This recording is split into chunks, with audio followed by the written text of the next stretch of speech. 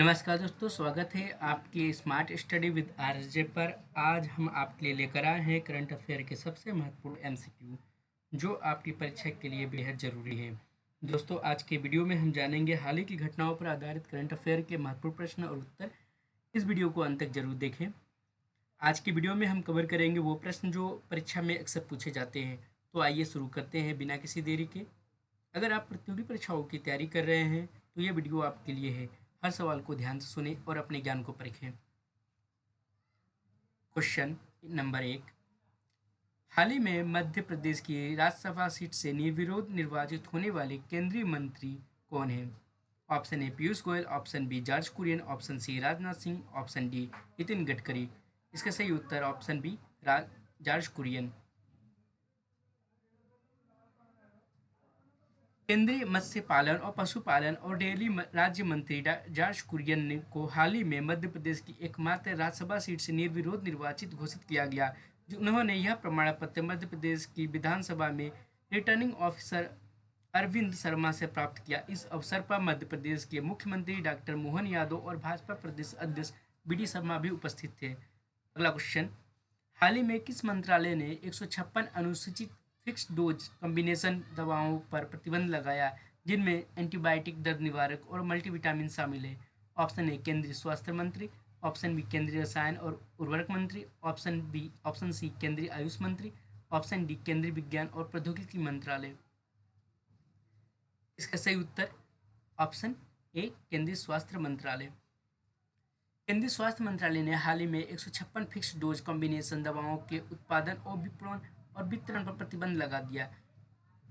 इन्हें अनुचित माना गया। इनमें एंटीबायोटिक्स, दर्द निवारक और मल्टीविटामिन शामिल हैं। ये दवाएं एकल गोली, कैप्सूल या इंजेक्शन में दो या दो से अधिक सक्रिय घटकों को मिलाकर बनाई जाती है। इस प्रतिबंध का उद्देश्य स्वास्थ्य संबंधी जोखिम को कम करना, क्योंकि इनमें से कई दवाओं के लिए मानव उपयोग की सुरक्षितता के प्रमाण नहीं हैं। अगला क्वेश्चन। बांग्लादेश में हाल ही में आई बाढ़ के लिए निम्नलिखित में से किस बैराज के संचालन को आंशिक रूप से जिम्मेदार ठहराया गया है? Option A Tehri dam, option B Farakka barrage, option C Nagarjuna Sagar dam, option D Sardar Sarovar. इसका सही उत्तर option B Farakka barrage. Bangladesh हाल ही में गंभीर बाढ़ का सामना कर रहा है, जिसका आंशिक रूप से कारण पश्चिम बंगाल, भारत में स्थित फरक्का बैराज के द्वारों के खोले जाने को बताया जा रहा है, जो कि बिल्कुल गलत है। और यही न्यूज़ बीबीसी भी कवर कर रही है, जो कि एंटी इंडिया प्रोपेगेंडा फैलाया जा रहा है। फरक्का बैराज जो बांग्लादेश सीमा से 18 किलोमीटर दूर स्थित है, 1975 में संचालित होना शुरू हुआ था। इसका उद्देश्य फरक्का शहर में पानी का मोड़ करना और भागीरथी हुगली नदी से गाद को बाहर निकालना है, जिससे कोलकाता पोर्ट को सहायता मिल सके। हालांकि भारत के विदेश मंत्रालय ने इस बाढ़ को फरक्का बैराज से जोड़ने वाली किसी भी दावे को खारिज किया। भारत और बांग्लादेश के बीच जल बंटवारे को लेकर 1996 की गंगा जल संधि और अन्य पूर्व समझौते का भी संदर्भ इस मुद्दे पर दिया जाता है। अगला क्वेश्चन। असम में डी यानी डाउटफुल मतदाता किसे कहा जाता है?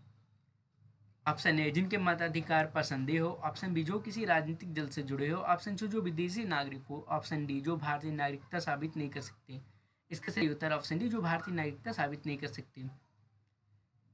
डाउटफुल मतदाता असम में उन लोगों को कहा जाता है जो अपनी नागरिकता साबित नहीं कर सकते। असम में यह अवधारणा 1997 में पेश की गई थी और यह राजगीर के भीतर प्रवास और नागरिकता के मुद्दे के संदर्भ में विशिष्ट है। जब राष्ट्रीय नागरिक रजिस्टर एनसीआर तैयार किया गया तो ऐसे लोगों को डाउटफुल मतदाता के रूप में चिन्हित किया गया, जिनकी नागरिकता विवादित या संदिग्ध थी। हाल ही में असम ने लगभग 1.2 मतलब 1.2 लाख लोगों को डी मतदाता के रूप में चिन्हित किया, जिनमें से 41,583 को विदेशी घोषित किया गया। डाउटफुल वोटर शब्द की परिभाषा न तो नागरिकता अधिनियम 1955 में है, न ही नागरिकता नियम 2003 में। अगला क्वेश्चन। हाल ही में किस देश के साथ भारत ने पर्यटन के क्षेत्र में सहयोग को मजबूत करने के लिए समझौता ज्ञापन पर हस्ताक्षर किए हैं? Option A Thailand, option B Malaysia, option C Singapore, option D Indonesia. इसका सही उत्तर ऑप्शन बी मलेशिया। भारत और मलेशिया ने हाल ही में पर्यटन के क्षेत्र में सहयोग को मजबूत करने के लिए एक समझौता ज्ञापन पर हस्ताक्षर किए। मलेशिया भारत के लिए महत्वपूर्ण पर्यटक बाजार है। साल 2022 में 2 लाख से अधिक मलेशियाई पर्यटक भारत आए थे। इस समझौते ज्ञापन से मलेशिया से भारत में पर्यटकों के आगमन को और बढ़ावा मिलेगी, जिससे दोनों देशों के बीच पर्यटन और सांस्कृतिक संबंधों में वृद्धि होगी। अगला क्वेश्चन, हाल ही में किस केंद्रीय मंत्रालय ने कार्यस्थलों पर यौन शोषण की शिकायत के निवारण के लिए नया पोर्टल लॉन्च किया? Option A Smriti Irani, option B Nirmala Sitharaman, option C Annapurna Devi, option D Meenakshi Lekhi. इसका सही उत्तर ऑप्शन सी अन्नपूर्णा देवी। महिला और बाल विकास मंत्री श्रीमती अन्नपूर्णा देवी के नेतृत्व में महिला एवं बाल विकास मंत्रालय ने कार्यस्थल पर यौनाओं की यौन उत्पीड़न की शिकायतें दर्ज करने और उनकी निगरानी के लिए एकीकृत मंच नया सी बॉक्स पोर्टल लॉन्च किया गया। अगला क्वेश्चन, हाल ही में बिहार के किस शहर में राज्य का पहला ऐसा खेल परिसर और खेल विश्वविद्यालय स्थापित किया गया जो एक ही स्थान पर है? Option A Patna, option B Gaya, option C Rajgir, option D Muzaffarpur. इसका सही उत्तर ऑप्शन सी राजगीर। बिहार के मुख्यमंत्री नीतीश कुमार ने राष्ट्रीय खेल दिवस पर राजगीर में एक अत्याधुनिक खेल अकादमी, खेल परिसर और खेल विश्वविद्यालय का उद्घाटन किया। यह सुविधा भारत में पहली बार खेल परिसर और खेल विश्वविद्यालयों को एक ही स्थान पर एकीकृत करती है। इस खेल परिसर में 24 प्रकार के इंडोर आउटडोर खेलों के लिए सुविधाएं हैं और एक 24 बेड का अस्पताल है जो आधुनिक खेल चोटों के उपचार के लिए सुसज्जित है। इसके अलावा 3 उत्कृष्ट केंद्र कुश्ती, भारोत्तोलन और एथलेटिक्स के लिए नई प्रतिभाओं को बढ़ावा देने के लिए स्थापित किए गए। विश्वविद्यालय खेल प्रबंधन, पोषण और विज्ञान में स्नातक और स्नातकोत्तर पाठ्यक्रम प्रदान करता है और इनमें एक बड़ी खेल पुस्तकालय भी है। अगला क्वेश्चन, हाल ही में किस केंद्रीय मंत्री ने नई दिल्ली में ASSOCHAM environment and carbon conference का उद्घाटन किया, जिसका विषय 2070 तक नेट जीरो प्राप्त करने के लिए सहयोगात्मक पारिस्थितिक तंत्र का संवर्धन था? Option A Nitin Gadkari, option B Kirtivardhan Singh, option C Piyush Goyal, option D Smriti Irani. इसका सही उत्तर ऑप्शन बी कीर्तिवर्धन सिंह। केंद्रीय पर्यावरण, वन और जलवायु परिवर्तन राज्य मंत्री कीर्तिवर्धन सिंह ने नई दिल्ली में ASSOCHAM environment and carbon conference का उद्घाटन किया। इस सम्मेलन का विषय 2070 तक नेट जीरो प्राप्त करने के लिए सहयोगात्मक पारिस्थितिक तंत्र का संवर्धन था। उन्होंने सम्मेलन में जल जीवन मिशन की सफलता को भी रेखांकित किया, जो ग्रामीण किसानों के लिए जल संकट का समाधान कर रहा है। इसके अलावा सरकार ने उद्योगों और हितधारकों का समर्थन करने के लिए प्रतिबद्धता जताई ताकि पर्यावरणीय मुद्दों को प्रभावी ढंग से संबोधित किया जा सके। अगला क्वेश्चन, हाल ही में टोयोटा किर्लोस्कर मोटर ने वाहन वित्त पोषण के लिए किस बैंक के साथ समझौते किया, जिससे ग्राहकों को 90% तक का फाइनेंस उपलब्ध हो सके? Option A Bharatiya State Bank, option B Punjab National Bank, option C Union Bank of India, option D Bank of Baroda. इसका सही उत्तर option C Union Bank of India.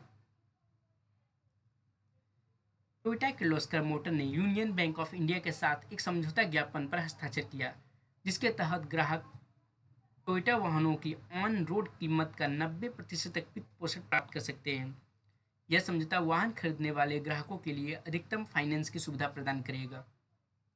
अगला क्वेश्चन, सैबिना सोल, जिसे सियानबिन रीफ के नाम से भी जाना जाता है, निम्नलिखित में से किस देश के 200 नॉटिकल माइल्स के EEZ के भीतर आते हैं, यानी अनन्य आर्थिक क्षेत्र? Option A China, option B Vietnam, option C Philippines, option D Malaysia. इसका सही उत्तर ऑप्शन सी फिलीपींस। सैबिना सेल, जिसे सियानबिन द्वीप के नाम से भी जाना जाता है, साउथ चाइना सी में एक समुद्री कोरल एटोल है। यह स्ट्रेप्ली द्वीप समूह के पूर्वी हिस्से में स्थित है और फिलीपींस के प्लावन प्रांत से 75 नॉटिकल माइल्स की दूरी पर है। यह सेल United Nation Convention on the Law of the Sea यानी यूएन क्लॉज के तहत फिलीपींस के 200 नॉटिकल माइल्स के अनन्य आर्थिक क्षेत्र EEZ के भीतर आता है। हालांकि चीन इस सोल पर दावा करता है और साउथ चाइना सी के अधिकांश हिस्से को अपनी संप्रभुता के अंतर्गत बताता है। अगला क्वेश्चन, हाल ही में प्रधानमंत्री नरेंद्र मोदी ने किस शहर में ग्लोबल फिनटेक स्टेट 2024 को संबोधित किया, option A Delhi, option B Bengaluru, option C Hyderabad, option D Mumbai. इसका सही उत्तर ऑप्शन डी मुंबई। प्रधानमंत्री नरेंद्र मोदी ने मुंबई महाराष्ट्र में जियो वर्ल्ड कन्वेंशन सेंटर में ग्लोबल फिनटेक फेस्ट यानी 2024 को संबोधित किया, जिसे GFF 2024, ठीक है। इस आयोजन का संयुक्त रूप से आयोजन payment council of India, national payment corporation of India और फिनटेक कंजर्वेशन काउंसिल द्वारा किया जा रहा है। यह फेस्ट वैश्विक वित्तीय तकनीक क्षेत्र में हो रहे नवाचार और उनके प्रभावों पर केंद्रित है। भारत के डिजिटल पेमेंट और फिनटेक उद्योग में महत्वपूर्ण भूमिका निभाने के लिए इसे महत्वपूर्ण माना जा रहा है। अगला क्वेश्चन, राष्ट्रीय खेल दिवस पर युवा मामले और खेल मंत्रालय द्वारा किस कार्यक्रम का शुभारंभ किया गया जो सेवानिवृत्त खिलाड़ियों को करियर विकास के लिए कौशल और ज्ञान प्रदान करता है? ऑप्शन ए खेल प्रेरणा योजना, ऑप्शन बी खिलाड़ी समर्पण योजना, ऑप्शन सी रिसेट कार्यक्रम, ऑप्शन डी खिलाड़ी उन्नति योजना। इसका सही उत्तर ऑप्शन सी रिसेट कार्यक्रम। राष्ट्रीय खेल दिवस पर युवा मामले और खेल मंत्रालय ने retired sport person empowerment training यानी रिसेट कार्यक्रम का शुभारंभ किया। इस कार्यक्रम का उद्देश्य सेवानिवृत्त खिलाड़ियों को करियर के विकास के लिए आवश्यक ज्ञान और कौशल प्रदान करता है, जिससे उन्हें रोजगार के नए अवसर मिल सके। चलते हैं अगले क्वेश्चन पे। RS भट्टी जो 1990 बैच के भारतीय पुलिस सेवा के अधिकारी हैं, उनका CISF में DG के रूप में कार्यकाल कब तक होगा? Option A 30 June 2025, 30 September 2025, 31 December 2025, option D 31 March 2025।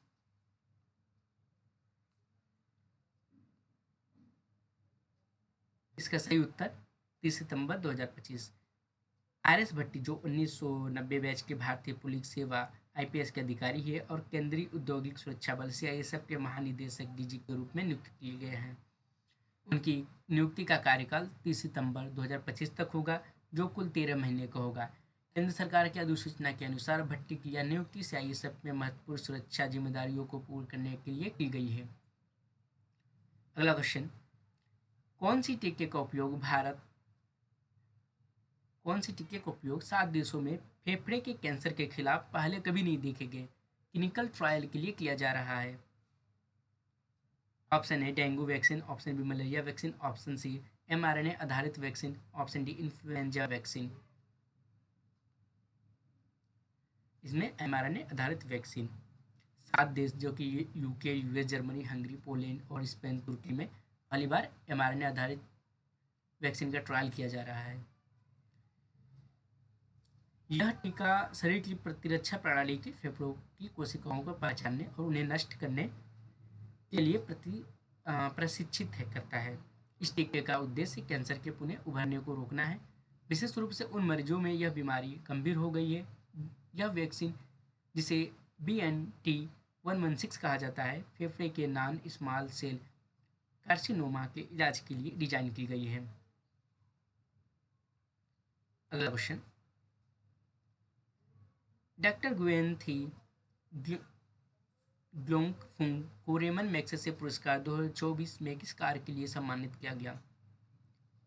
Option A वियतनामी शिक्षा प्रणाली के सुधार में, पर्यावरण संरक्षण में योगदान के लिए, ऑप्शन सी वियतनाम युद्ध के एजेंट और अरेंज पीड़ितों के लिए न्याय की मांग करने के लिए, ऑप्शन डी चिकित्सा क्षेत्र में नवाचार के लिए।